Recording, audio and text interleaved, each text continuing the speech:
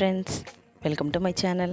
ఈరోజు మన వీడియో రొయ్యల ఫ్రై చేయడానికి తేలికగా, అదేవిధంగా అన్నంలో కలుపుకోవడానికి కొంచెం గ్రేవీగా, ఎంతో టేస్టీగా ఉండే 5 నిమిషాల్లో రెడీ అయిపోయే ఈ రొయ్యల ఫ్రైని ఎలా తయారు చేయాలో ఇప్పుడు చూద్దాం.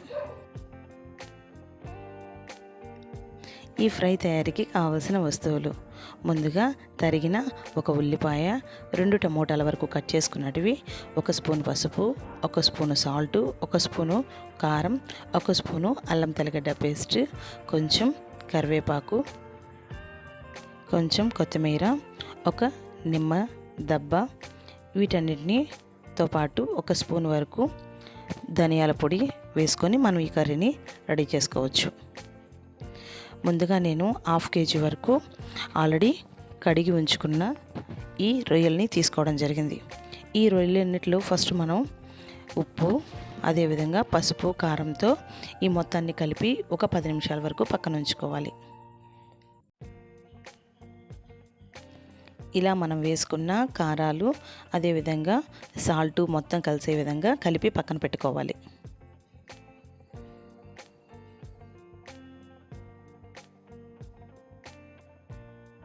ఇప్పుడు మనం స్టవ్ ఆన్ చేసుకొని స్టవ్ మీద బాణలు పెట్టి అందులోకి ఒక 4 స్పూన్ల వరకు ఆయిల్ని వేసి వేడెక్కనివ్వాలి.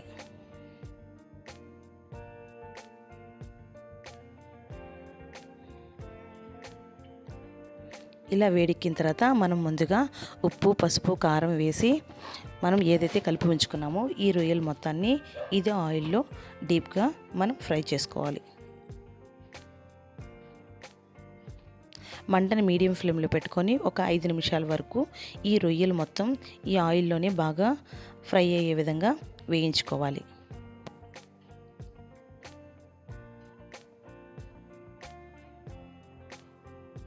ఇలా వేయించుకునేటప్పుడు మంటని మీడియం ఫ్లేమ్లో పెట్టుకోవడం వల్ల మనకి ఈ ఉప్పు, పసుపు, కారాలు అనేది అడుగంటకుండా ఉంటాయి. ఈ విధంగా 5 నిమిషాలు వేయించుకున్న తర్వాత ఈ రొయ్యలు మొత్తాన్ని ఒక ప్లేట్లోకి తీసి పక్కన పెట్టుకోవాలి. ఇలా పక్కన పెట్టుకున్న తర్వాత ఇప్పుడు మిగిలిన ఆయిల్లో మనం కట్ చేసి ఉంచుకున్న ఈ ఉల్లిపాయను వేసి అదే మంటని మీడియం ఫ్లేమ్లో ఉంచుకొని అడుగంటనీయకుండా చెక్ చేసుకుంటా ఈ ఉల్లిపాయని మనం వేయించుకోవాలి.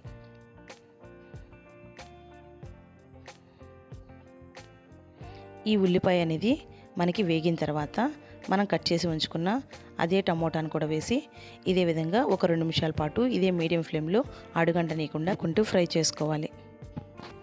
ఇలా మనం వేసుకున్న ఈ టమోటాను కూడా మనం మీడియం ఫ్లేమ్లోనే ఫ్రై చేసుకున్న తర్వాత ఇప్పుడు కొంచెం పసుపు, అల్లం తెల్లగడ్డ పేస్టు,